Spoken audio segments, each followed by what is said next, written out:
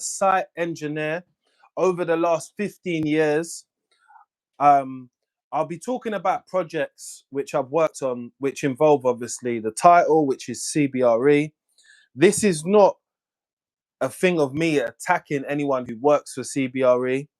This is my own personal site experience and the running of the sites day to day and what has changed in construction today. And if you are in the industry of building services, maintenance, all of that good stuff, please do drop a comment, because this is like behind the scenes on what actually happens or happened to me. So I would appreciate if you guys dropped a comment and you kind of like let me know if you have come across the same thing or you have a different experience, because on my channel, we're nearly up to 5,000 subscribers. And I think it's a lot from these real talks and conversations which I have with you lot. And it's just honesty. So that's why I called it It's Honest Conversation. So some backdrop and some dialogue to who obviously I am. I know some people do follow my page and they're subscribed already. If you're not, smash that subscribe button, send me a hype, drop a comment and let me know what you think. So let's get on with the video, people. So my background, is I'm a plumber by trade, I come underneath the mechanical engineer because everyone who is plumbing, heating, and a gas man, they are mechanically biased, right? So the mechanical side to me, which is first, which is plumbing, right? So now we've got that out of the way. The type of projects I've been on or the type of works that I do maintenance, I used to do installation, but I generally done maintenance in these scenarios. So that's what I'm going to kind of talk about, maintaining hospitals, maintaining government run buildings, maintaining residential high end. Didn't do that for CBRE, but that's just some things what I have been doing in my own career over the 15 years. God, when I say 15 years, I think I've bloody been doing it for a long time. Tell me how many years you guys been doing it, because someone must be doing it longer than me. So in total, I've been a qualified plumber for over 23 years, right? So my overview on everything here has obviously changed over the periods of time on being on different sites, right? So you get a different experience everywhere where you go. It's fair to say that, and it's honest to say that. What has got better and what has got worse? From my own experience here, I would say some of the issues which a lot of us face are communication, like communicating with the people on site. They ask you to do one thing, but do they really do it, or are we doing it? It's an I don't know thing, because a lot of the sites I personally found were poorly run, poorly managed by people who are overstretched. I feel that CBRE, I'm quite sure it's an American company, right? They came into the game. They took over from ISS. They took over from a few other wigs, Norlands and people like that, who were about, you've got to be old enough to know what I'm talking about. So them taking a big proportion of the market when it comes to building services and maintenance, because they're a maintenance management company, from what I understand. If I'm right, please do. Sorry, if I'm wrong, please do correct me in the comment section, right? But I'm quite sure they're facilities maintenance company, right? Management company. Sorry, I shouldn't say maintenance. Management. They manage maintenance, basically. It's not to say that they do everything, and it would be unrealistical for any company to do every single thing. They would be stretched to the nines, which, just you're never going to be able to fulfill what you're set out to do for your contract, right? So that's going to become a little bit of a problem. But with people who have obviously been in the industry for long enough, you understand what you got to do when it comes to work, right? So if you're looking after the chillers, if you're looking after the plate heat exchangers, the pumps, the actuators, the ventilation, the boilers, all of these things are going to be listed, you know, expansion vessels, all of that good stuff, right? So I've got that background and I've been doing that type of work for a number of years now. So I've worked with good people, you know, and I've seen the change within this industry when it comes to, you know, what we are going to be doing today, day-to-day runnings, because that's what a lot of the time people do not explain. And I will get to how I felt about the running of CBRE at some point in this video. But I do appreciate you lot if you keep smashing that bell, because we are nearly at 5,000 subscribers. We need 504 more people to subscribe to the channel. I see a lot of you lot do watch the channel, but sometimes you're not subscribed. Definitely helps out with my channel, guys. Helps my content to be shown to other people. And when I do these lives, there's not a lot of it scripted. A lot of it is just my personal thoughts. Again, I try to be a little bit more um fair, where I could come on there and I could talk shit, but what's the point? Let's just talk facts, let's just talk honesty, and let's just talk from my own personal experience. So management and contracts changing and shifting of like patterns of work, yeah. I've seen that oftenly with CBRE, just because the size of the company is colossal, right? It's a big company.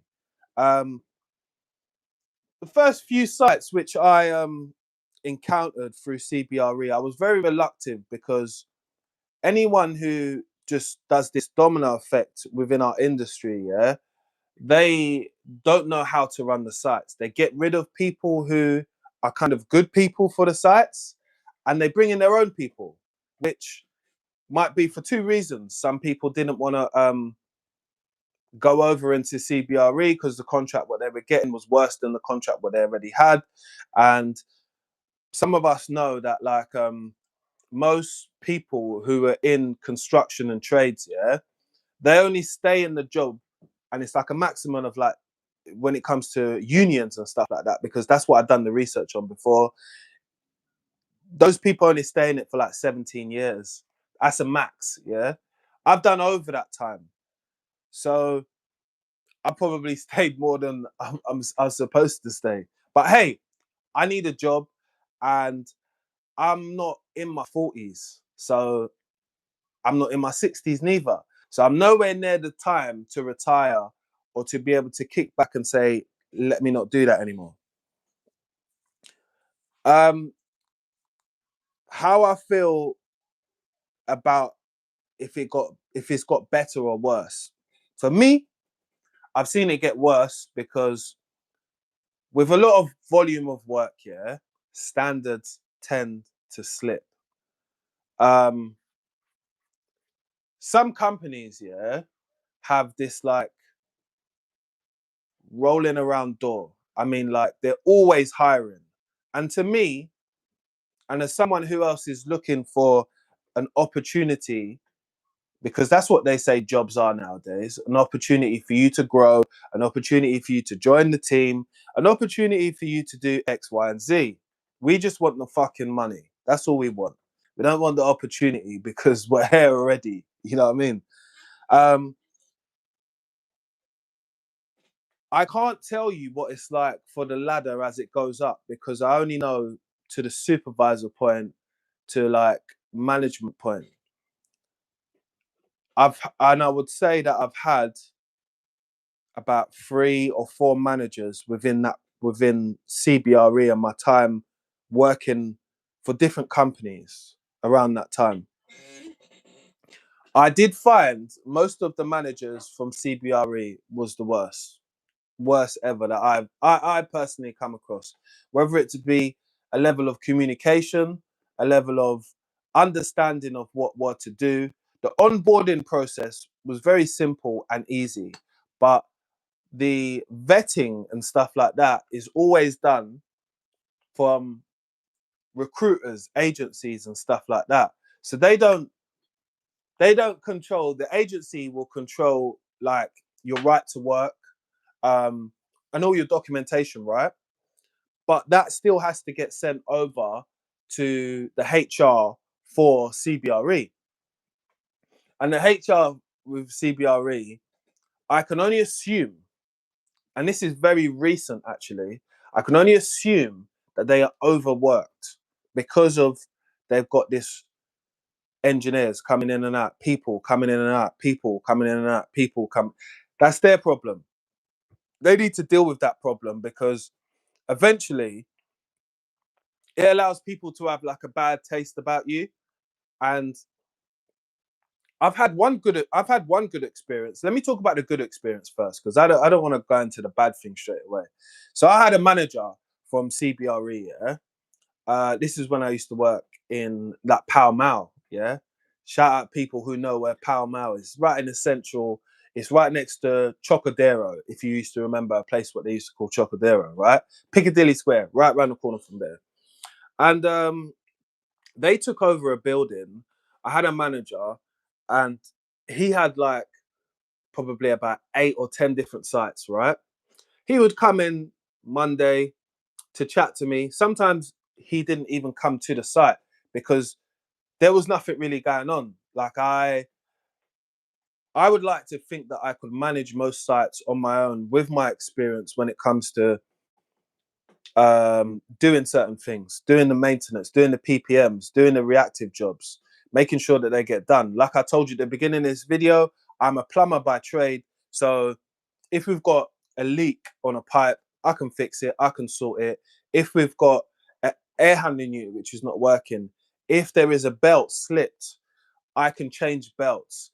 If there is a fan coil servicing to do, I know how to do all of these things. I know how to do them properly as well.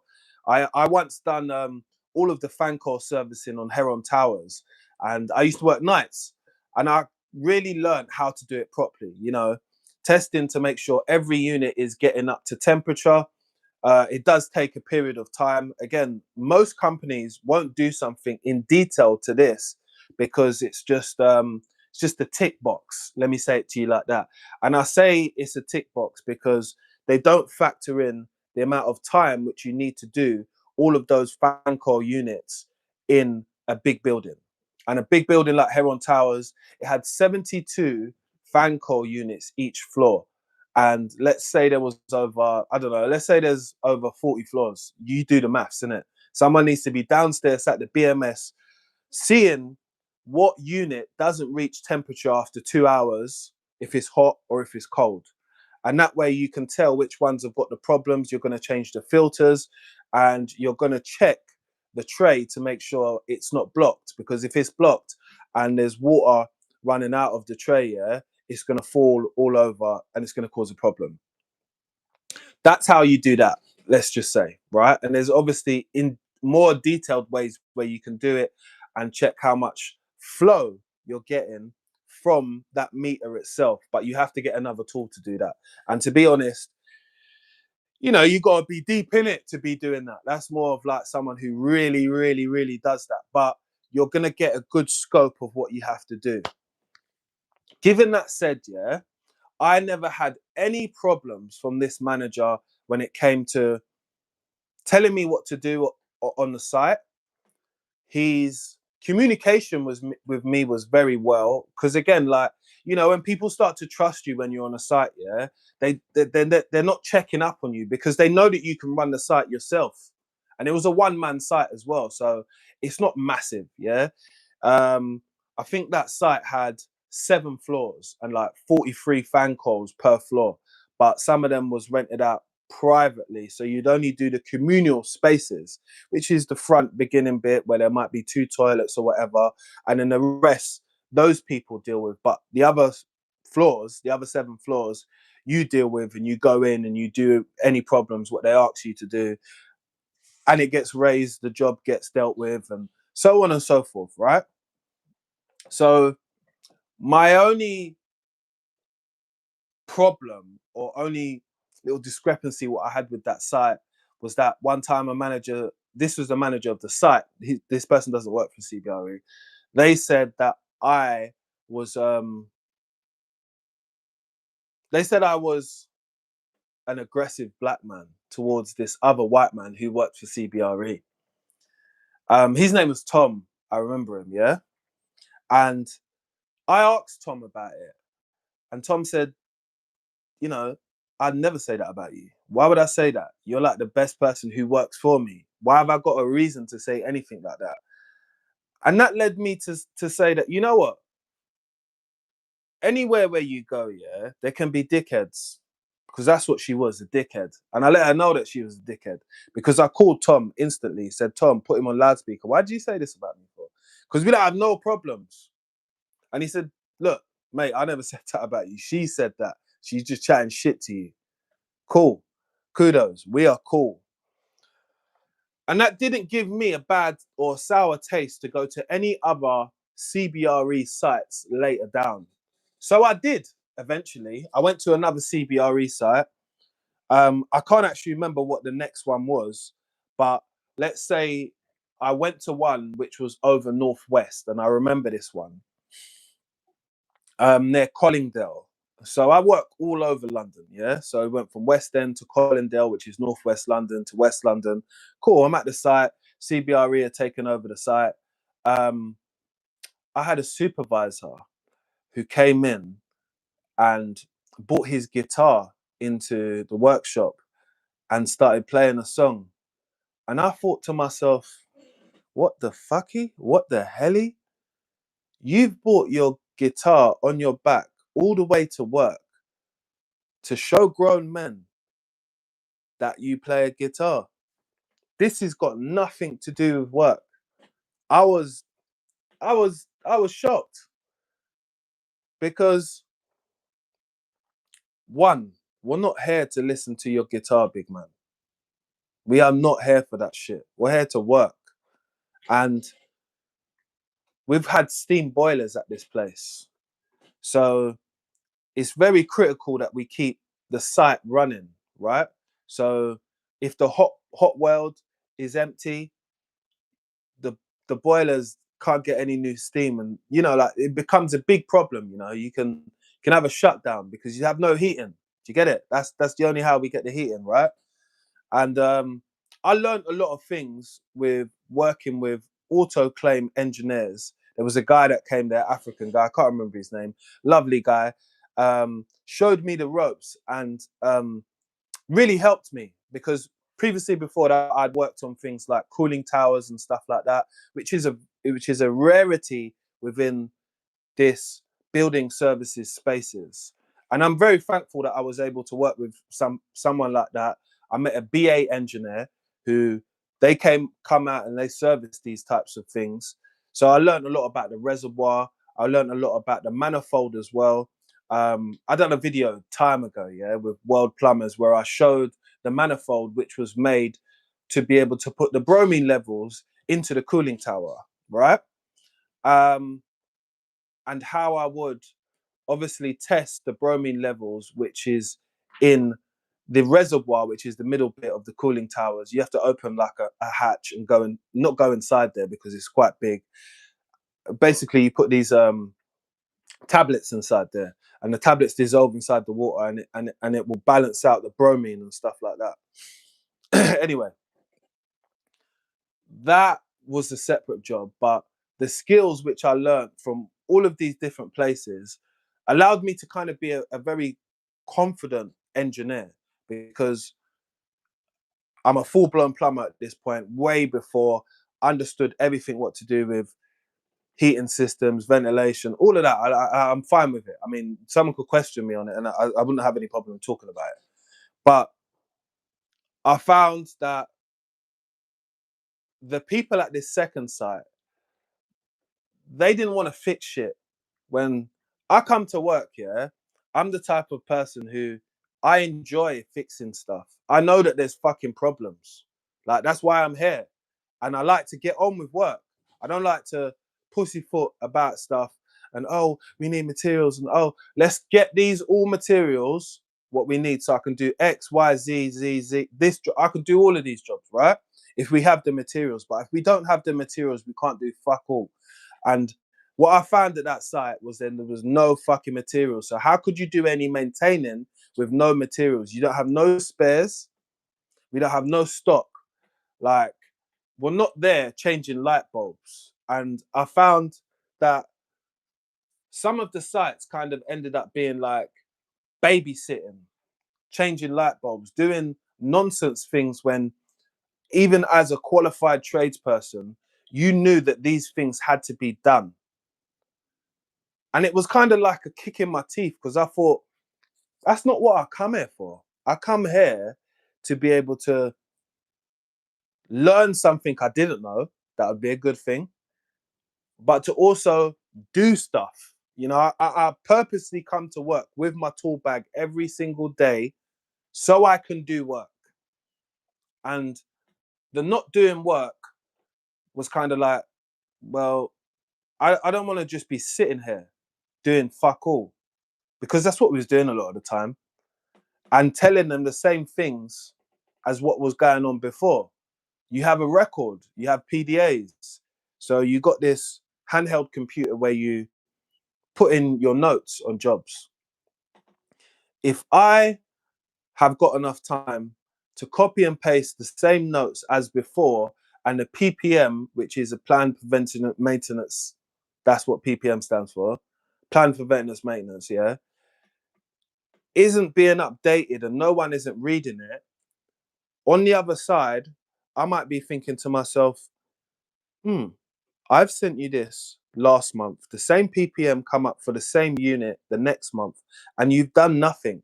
So I put, yeah, well, these are the same notes which I put in April, and we are now in May. What's going on? Again, it ruffles people's feathers. They call that kind of like some type of whistleblowing at work and stuff like that. But I call that other people not doing their job. You know, at the end of the day, I can only do my job if I'm assisted by others. And a workplace doesn't run smoothly unless everybody is on the same page, right? So it was difficult for me because, again, I'm not the type of person to sit there and not want to do work. Just like I was saying earlier, when the autoclave engineer came in, I followed him around. He was a nice guy. I got talking to him. I wanted to know why the ROR plant wasn't working, things about water softeners and stuff like that, which I was generally looking after, but I only know as much as this other geezer who's told me. And the other guy, and I'll be honest with you, he's not any trade. He's just a person who is kind of like a handyman, but he's a good handyman because he knows way more than most people do. But it kind of clicked for me, and I was like, these people don't even care if you got qualifications. They just want people to come, turn up, do whatever they can do, and not identify the problem, diagnose what the fault is, or even move to fixing the problem or having a strategy to do it. Which it kind of like just made me say, like, this isn't for me, you know? And so in hindsight, I kind of like stayed away from that company after that experience, right? And then just like everybody else, you can't get away from CBRE with the monopoly, what they've done on so many different building sites. Like they run some hospitals now, so they run a lot of NHS sites and stuff like that. So I was again looking on the market for a job. Honestly, that's all I can tell you guys.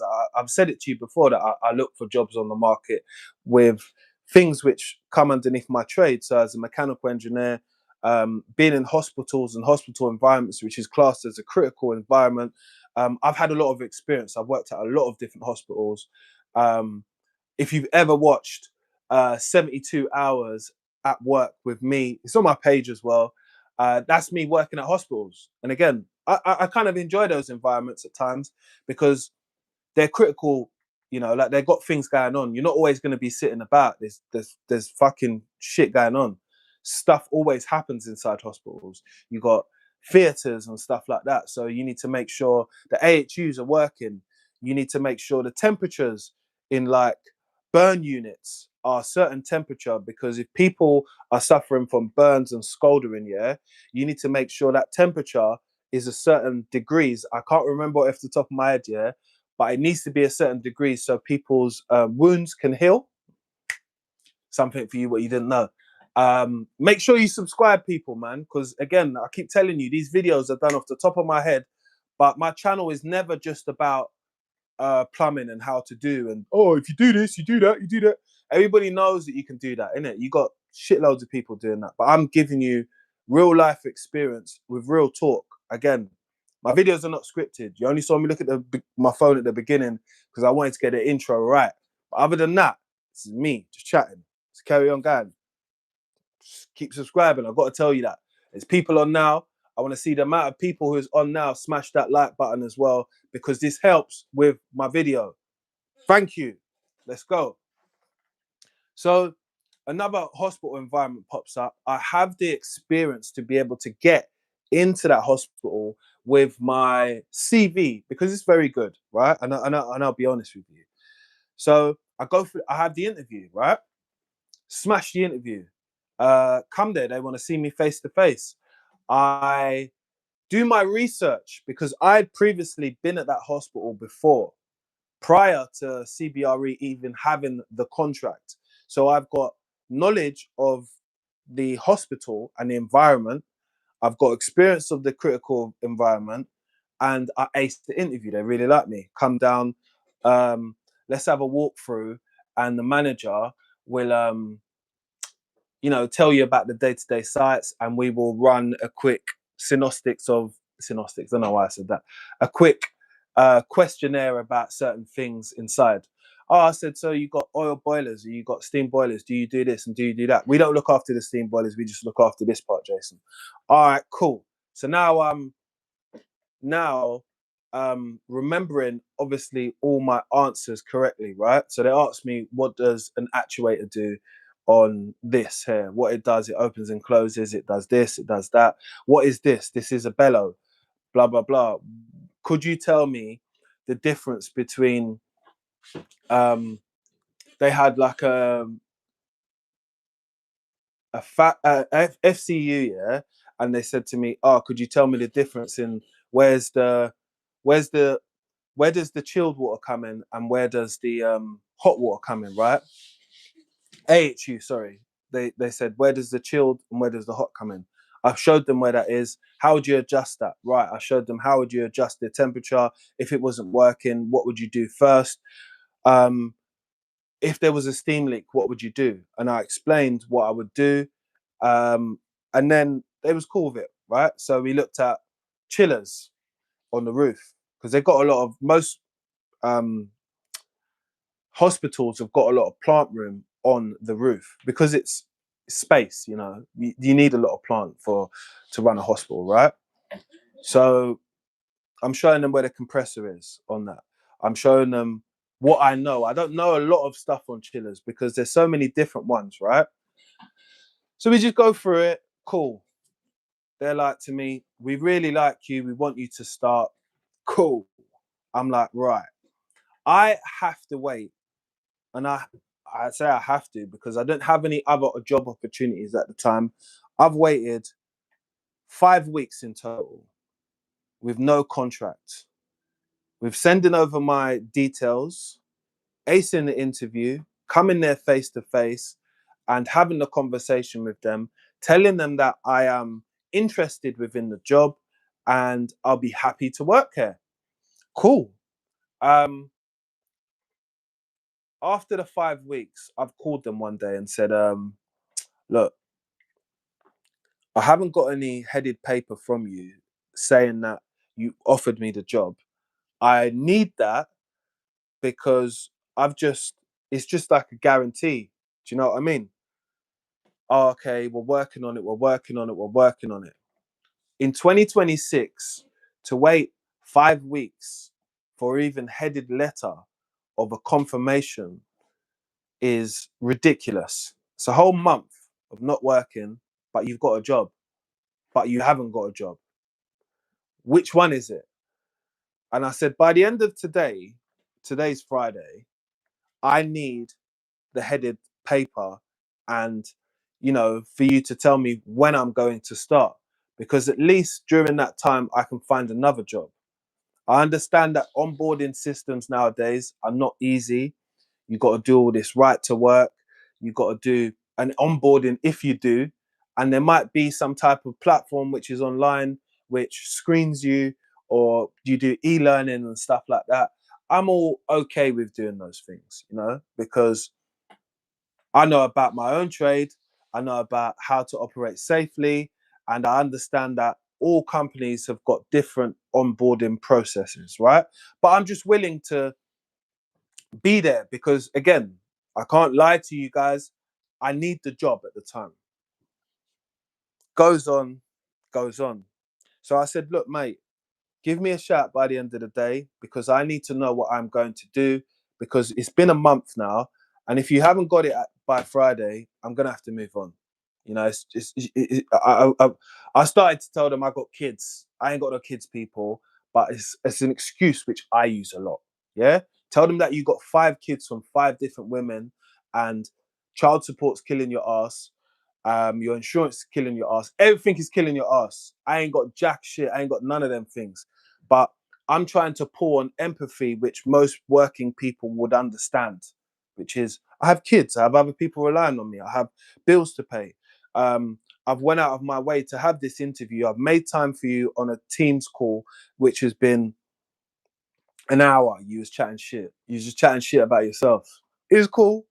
Sometimes you got to listen to people chatting shit, but the organization was not organized at all, which was a shame because the job in particular, which I was talking about, I could have done it with my eyes closed. I mean, I know I could have done it with my eyes closed because, like I said, I've been to that place before. I understand how that hospital operated. And the fact that we weren't looking after some of the main stuff like the boilers and stuff like that made the job fucking easy, to be honest with you. You know, I was familiar with the site again. Managers liked me. The hiring manager liked me. There was 2 managers there, and I got a good feel from them, but I didn't get no contract. So I was baffled. That's the reason why I called him. And I've got to be honest with you, I didn't call him with any aggression within my voice. I just told him exactly how I've told you. I said, mate, look, I've got kids. I've got this going on. I've got that going on. By the end of the day, I've waited a month and we haven't got any headed paper from you and I haven't got anything from you. Oh, we're pushing with HR. It's out of my hands. He said to me, actually, let me tell you something. Even for this manager job, I waited 7 or 8 weeks to get the contract. Okay, that's really, really reassuring for a person within my position. So I've got to wait another 2 more weeks. I can't do that. Can't do that. Like, I understand that you might be being honest with yours, what happened to you, but honestly, from my perspective, I just can't do that. And I don't expect anybody else to be doing that in this day and this life. So I told him that. I spoke to the guy who actually got me the job, and he was like, um, we'll try and do what we can do today for you, right? Cool. But when I called this person, I forgot to say this to you. When I called the person, I was in the car with my mum actually. My mum was doing something, so I had to drop her somewhere. And my mum heard the conversation because she just did. We're in the car together, right? He called me back at 4 o'clock and said, I spoke to them at the hospital and they said you was rude on the phone. Rude on the phone? But what did I say? He said, you put down the phone on him, or you said, I said, put down the phone. I said, I need the contract by the end of today, and I'll speak to you at the end of the day. All right, see you later, bye. That's what I said to him. My mum was a witness for me, but one thing I'm not going to do is I'm not going to justify my actions if I know I didn't do something. They said, we're going to retract the offer, and we're no longer going to offer you the job. I said, wow, I would not want to work with someone who's a liar anyway. But when I told the agency guy like what happened and who else was in the car, and my mum was actually with me at the time, he said, "Yeah, he didn't say that." And I got two witnesses saying that against one. And he goes, "Oh, do you want me to give them a call so I can say maybe it was a misconfusion? Tell them that I've passed away and I don't care anymore because what you've done is wasted my own personal time, which you know I've been an advocate to tell others that don't put all your eggs in one basket."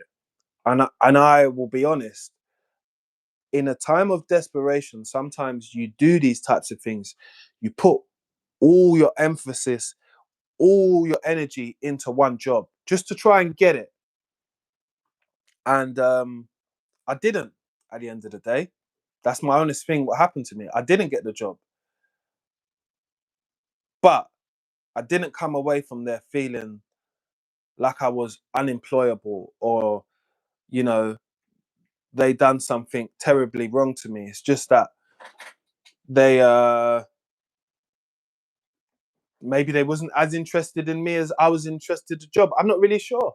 You know, I tried to keep regular communication with the hiring manager over these 5 weeks when it happened. Like, hi, what's going on? Is there any movement on the thing?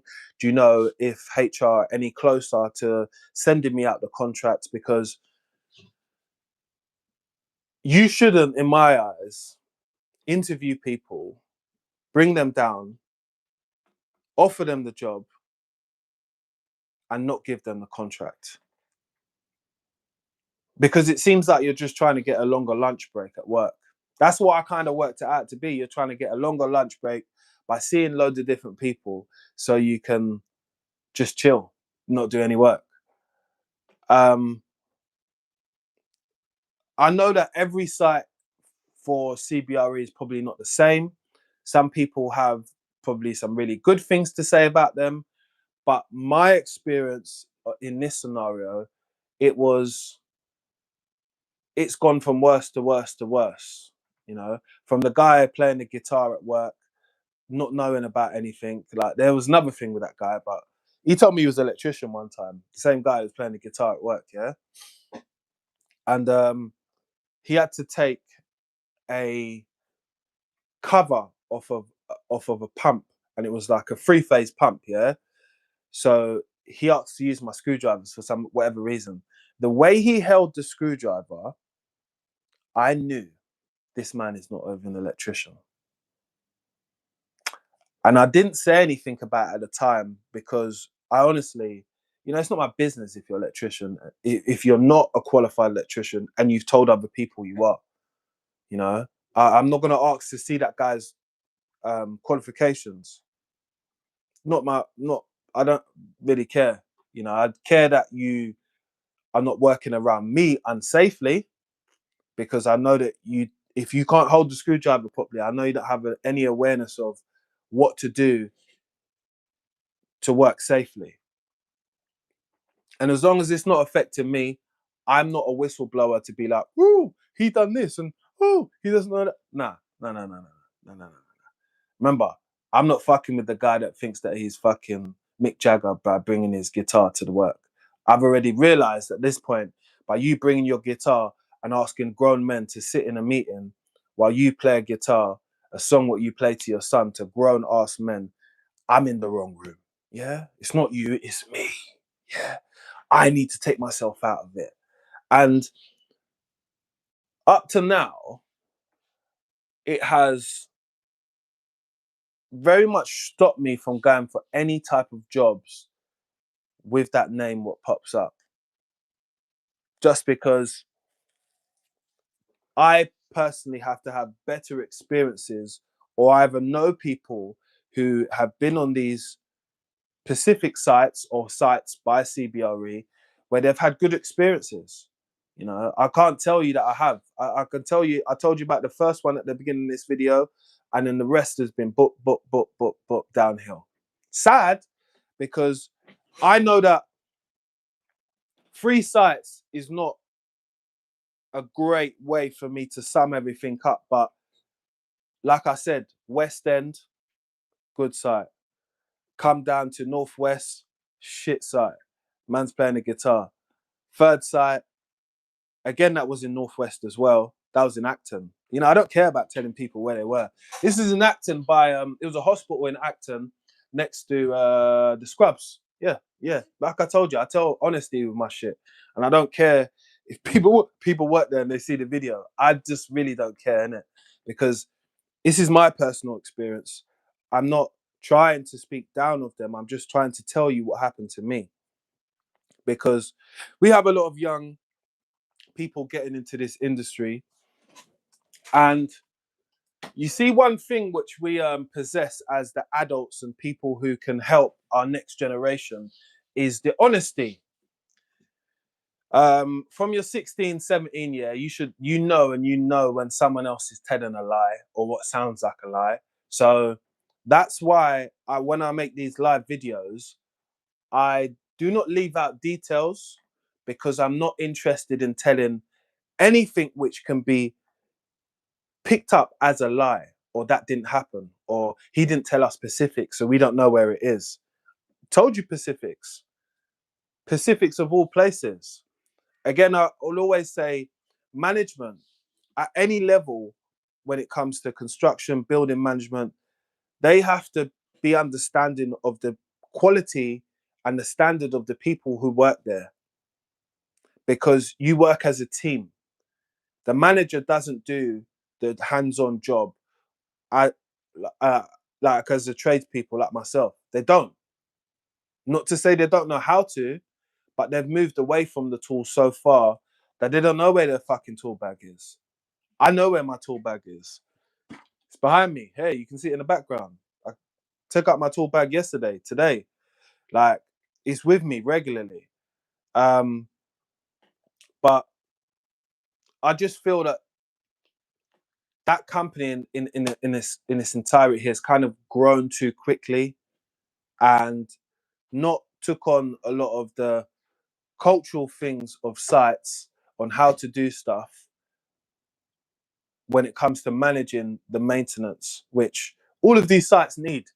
They need competent, confident engineers. They need management who understands about the site and that has managed multiple contracts before, because most of the sites, what they got problems.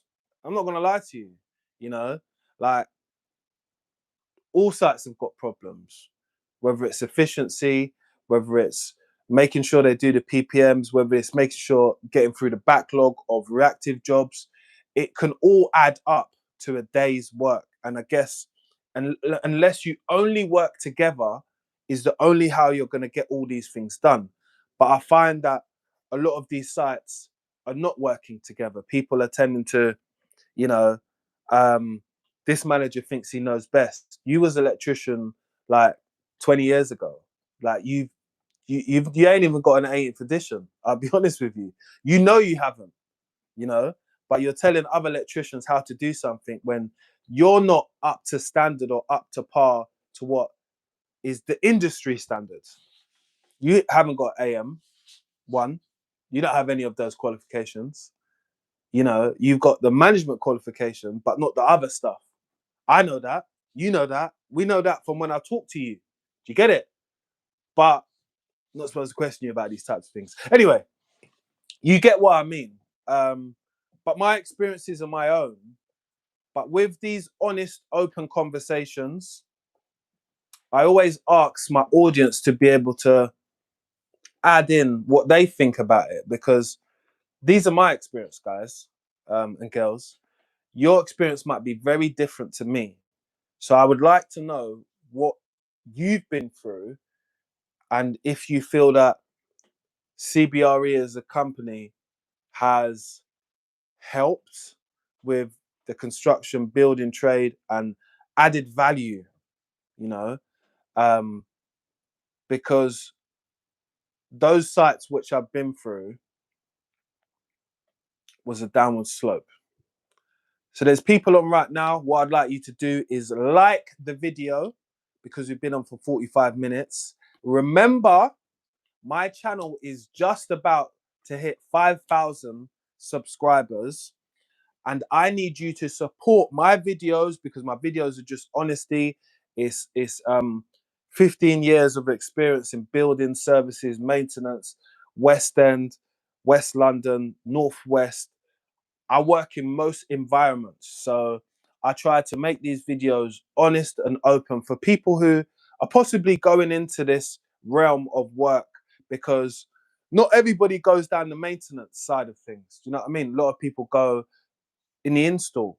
So I've always told people it's an option within this trade. You know, it's always seemed as an old man's job, but it's a stable one. Yeah. And that's the reason why I mainly go into things like that, because who doesn't want to live a stable life? You know, I do. I would like to just come to work, do my work, go home, not have to make videos about it. But I'm glad I do, because the videos bring my audience together and it allows us some common dialogue to be able to speak about, you know, honestly as well. And again, it's not from a hateful place, because like I said, I had a manager before, which Tim was a top guy, let me get along with what I needed to do, overtime, anything, top guy. Other than that, ended up with a banana who was playing the guitar, another banana who doesn't know what he's doing, chatting shit on the phone to me, made up a lie, and then told me, I'm not going to give you the contract anyway. After 5 weeks, he didn't give it to me anyway. So I wasn't winning or losing anything other than the time of my life, which is 5 weeks, which I lost out on. And if I was just hoping and just praying just upon that job, yeah, I would have been what they call fucked. And that's it, you know. But come on here and I tell my story. But I'd like to know your story, guys and girls, how you've experienced CBRE and what it's been like for yourself. Please do like this video, because I can see the amount of people that are on live now. And if you want, share it with someone who works for CBRE. Maybe we can get some more dialogue, some conversation on it. But it's been something that I've been wanting to talk about for a while, but having to speak about it in a way which is, like I said to you, it wasn't all negative. Some encounters of this CBRE and me was positive, man. But it turned into a slope at the end, you know, which is sad. But me, when I've had these two bad experiences from it, as a tradesperson who is now nearly 40 years old, I would not be going for that company again, you know, just because the onboarding process, I ain't got a month to waste with anybody. And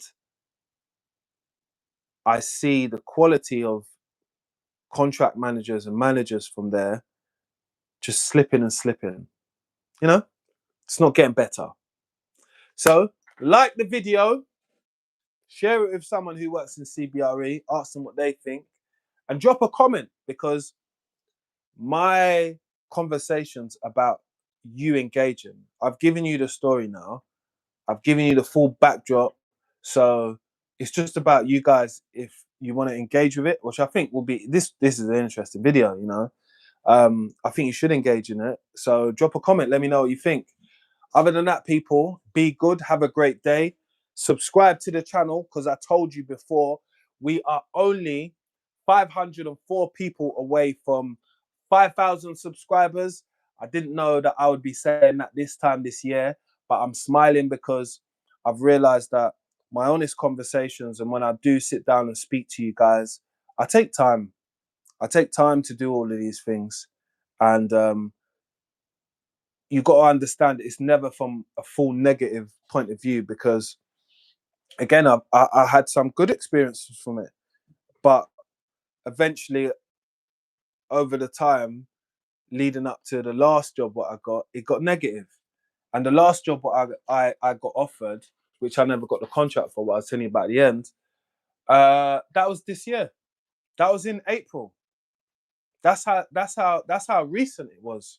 And again, you can check it up because I told you like where it was, isn't it? I told you it's in Acton. It's next to the Scrubs. That's what hospital is. So I couldn't care if they see it or not, because I don't care. I care about honesty with my own community, transparency, and what really did happen.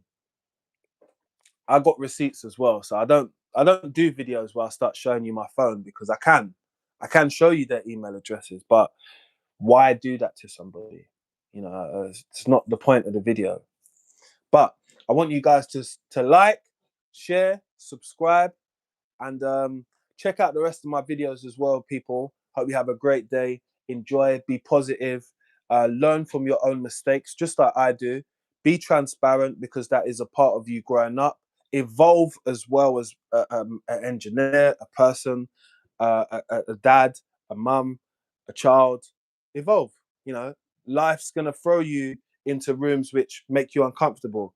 How do you deal with them? Sometimes it helps me to be able to talk and communicate about these things, because I'm no longer holding on to any type of feelings for these situations. I'm just dealing with them. So make sure you like, share, and subscribe, people. I'm out here.